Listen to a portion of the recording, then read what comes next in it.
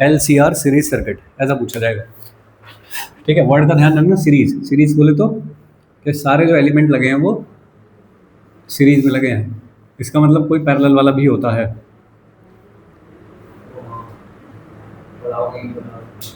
चल, अब क्योंकि सब में बराबर करंट पहुंचाना ही है मुझको, तो मैं इसे साइन ले लूँ, सॉरी करंट ले लूँ मैं इसको, साइन ले लो कॉस ले लो, उससे कोई फर्क नहीं पड़ रहा।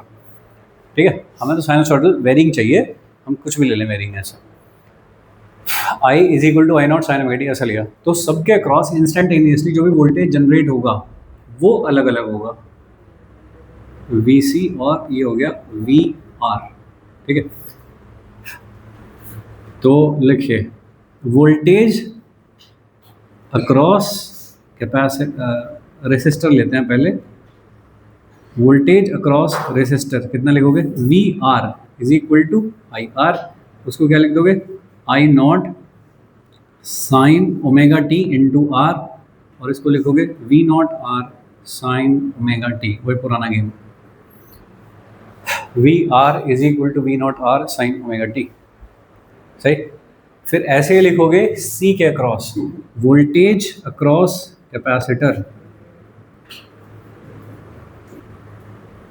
ठीक है, पता होना चाहिए कैसे निकलता है, बार बार निकालना जरूरी नहीं है कि Q अपॉन सी करेंगे तो Q अपॉन सी कैसे निकलेगा भाई, इससे निकलेगा, integration I D T upon C से निकलेगा। Q अपॉन सी करना है तो अब नज़ारा में इनका मैं कर चुका, मैं ये सारे काम पहले। ठीक है, क्या आना चाहिए बताइए, I naught into omega C upon omega C, upon omega C. ठीक है, याद है तुम्हें, मतलब है ओमेगा सी, साथ में बताओ क्या, साइन ओमेगा टी और minus pi by to. Current को 90 डिग्री आगे रखना है तो उसे पीछे कर दिया 90 डिग्री, तो VC is equal to V naught C, और साइन लिख लो या कॉस लिख लो, ऐसा करके लिख दिया, ये हो गया वोल्टेज अक्रॉस कैपेसिटर, 90 डिग्री पीछे चलाना है। सही, voltage across inductor,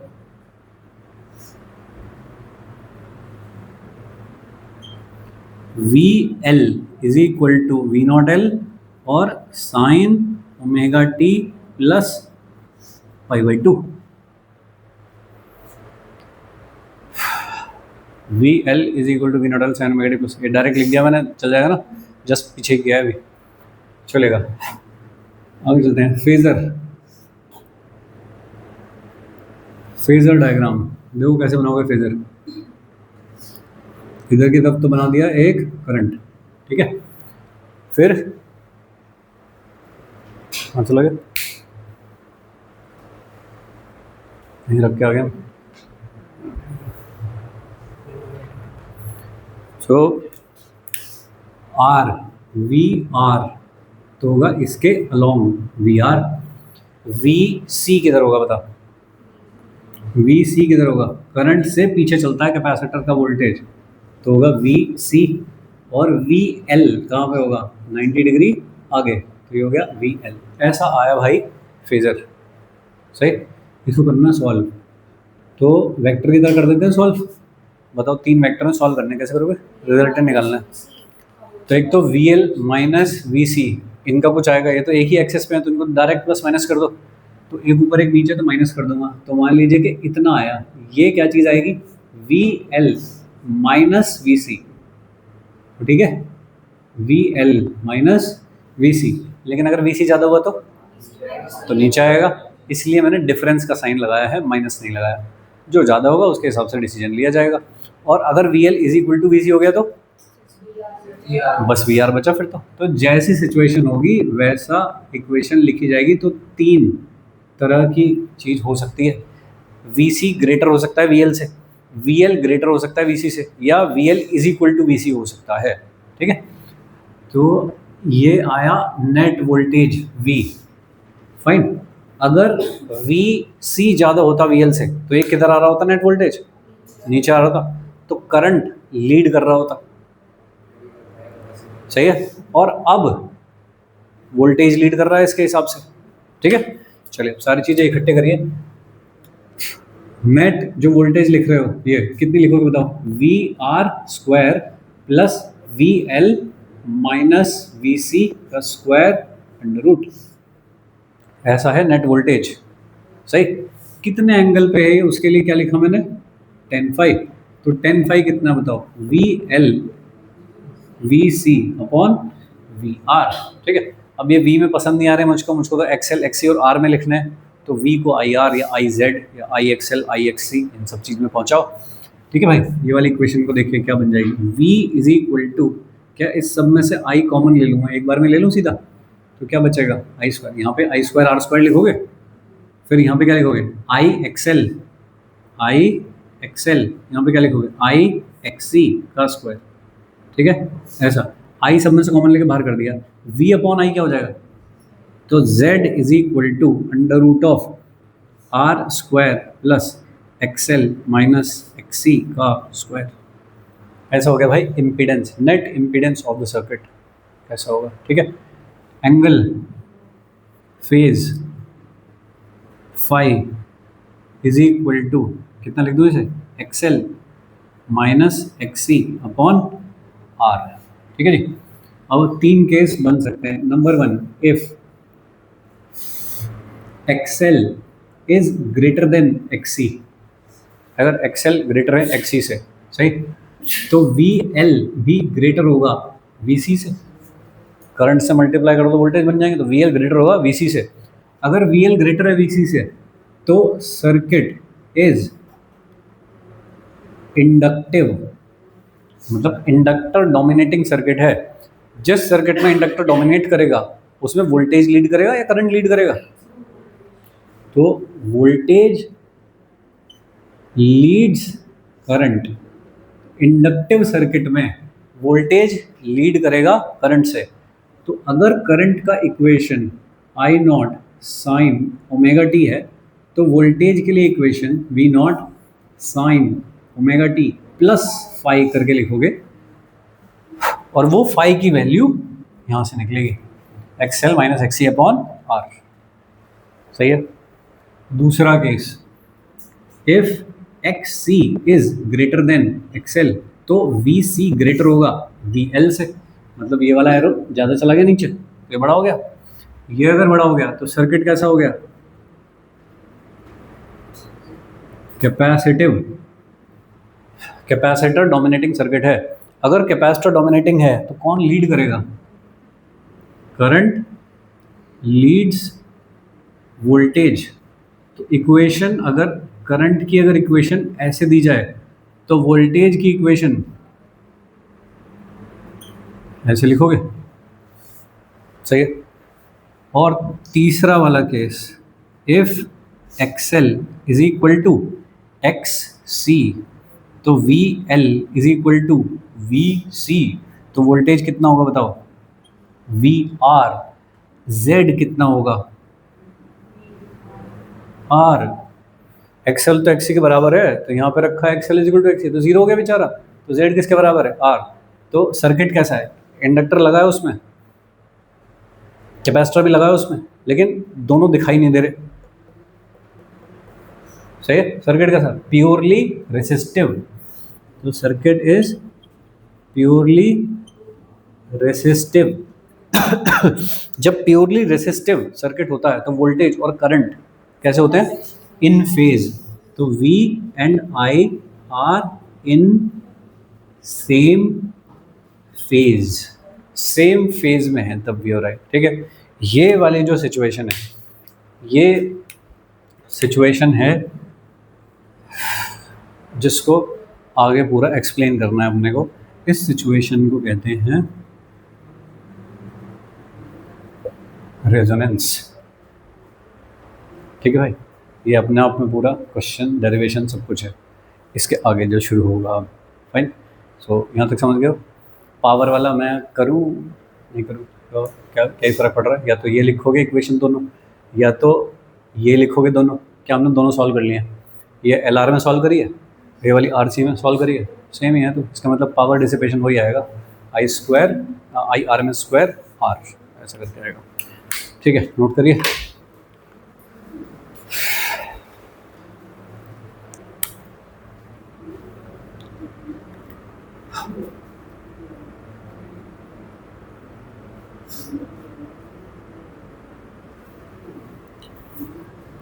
power dissipation P is equal to V into I, average P D T over D T. ठीक है, तो कोई सी भी इक्वेशन लिख लो, V naught sine omega T plus minus five लिख लो, और एक I naught sine omega T D T लिख लो अपॉन डी टी। ऐसा सब कुछ सॉल्व करने के बाद ये R M S V R M S और कॉस फाइव आएगा, और उसे हम I R M S square Z cos phi लिखेंगे, और उसको R M S square into R लिख देंगे भाई।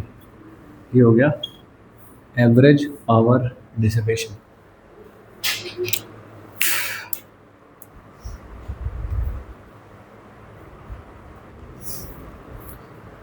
Resonance in LCR series circuit. तो सबसे पहले होती है कंडीशन, क्या है रेजोनेंस की, तो कंडीशन ऑफ रेजोनेंस क्या है कि जब एक्सएल और एक्सी बराबर होते हैं, ठीक है, एक्सएल एक्सी अगर बराबर होते हैं तो उस टाइम पे जेड कितना हो जाता है, आर। ये बताइए, ये जो जेड की वैल्यू है इस टाइम पे वो मिनिमम है या मैक्सिमम है? जेड की वाली जो वैल्यू, जेड का तुमने एक्सप्रेशन लिखा या मैं लिख देता हूँ, मान लीजिए तो एक्सएल माइनस एक्सी का स्क्वायर का अंडर रूट ऐसी है, तो Z is equal to R हो जाएगा उस टाइम पे जब XL is equal to XC होगा। ये मिनिमम है कि मैक्सिमम है? मिनिमम वैल्यू है ये वाली। ठीक है, मतलब ये स्क्वायर टर्म है वो ज़्यादा से ज़्यादा क्या नीचे से नीचे कहाँ जाएगा, जीरो ही हो पाएगा। तो मिनिमम अगर ये जीरो हो सकता है तो दिस इज जेड मिनिमम। ठीक है, करंट जब लिखते हो आई तो क्या वो लिखते हो V upon R, sorry V upon Z, सही है। जब इसको लिख रहे हो मिनिमम तो ये कैसा है फिर, तो करंट मैक्सिमम लोड पे जाए यानी कि अप्लायंसेस पे, जब कंडीशन क्या है कि जेड मिनिमम होना चाहिए। जेड मिनिमम होने के लिए क्या होना चाहिए, XL is equal to XC होना चाहिए, ये है कंडीशन। इसे हम एक स्टेप और आगे लेके चलेंगे कि omega L is equal to one upon omega C, तो omega is equal to one upon root L C. ठीक है, ये है फ्रीक्वेंसी ऑफ रेजोनेंस कि जिस पे XL is equal to XC होगा, ये वो वाली फ्रीक्वेंसी है। ठीक है, पावर जो होती है पावर एवरेज, ठीक है जी, पावर एवरेज क्या होती है, I naught square upon two into R. मैं उसको I naught by root two लिख रहा हूँ आर एम एस को, तो I naught square upon two R. ठीक है, एट रेजोनेंस करंट कैसा है, मैक्सिमम। ठीक है, तो पावर जो होगा क्या वो भी होगी मैक्सिमम। जो भी आप पावर दे रहे हो वो मैक्सिमम अप्लायंसेस के अक्रॉस डिसिपेट हो रही है, इधर उधर नहीं। ग्राफ देखिए अब किस तरह के होते होंगे कि अगर मैं ओमेगा के साथ करंट का ग्राफ देखूं, ओमेगा के साथ अगर मैं करंट का ग्राफ देखूं, ठीक है, तो करंट मैक्सिमम है एक पर्टिकुलर फ्रीक्वेंसी के लिए, वो फ्रीक्वेंसी है one upon root L C, resonance frequency, जिस पे XL is equal to XC हो जाता है, तो वहाँ पे करंट मैक्सिमम होता है। अगर वहाँ मैक्सिमम होता है तो बाकी जगह क्या होता होगा, कम होता होगा। ओके, अब कम वाले पे चलते हैं कि अगर ओमेगा ज़ीरो हो, अगर ओमेगा ज़ीरो हो तो एक्सी कितना हो जाएगा, इनफाइनाइट। तो z is tending to infinity, if z is tending to infinity then I is tending to 0।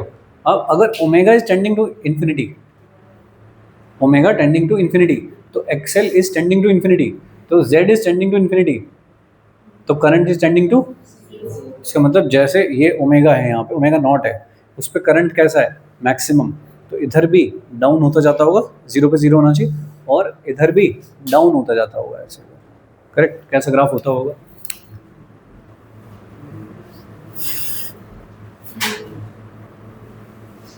इस तरह का कुछ ग्राफ होता होगा। तो ये जो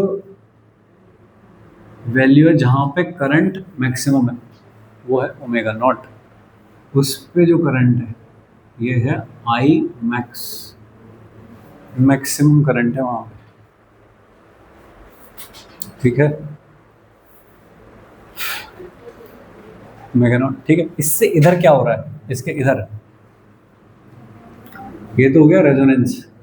इधर क्या है, इधर एक्सएल ज्यादा है या एक्सी ज्यादा है इधर?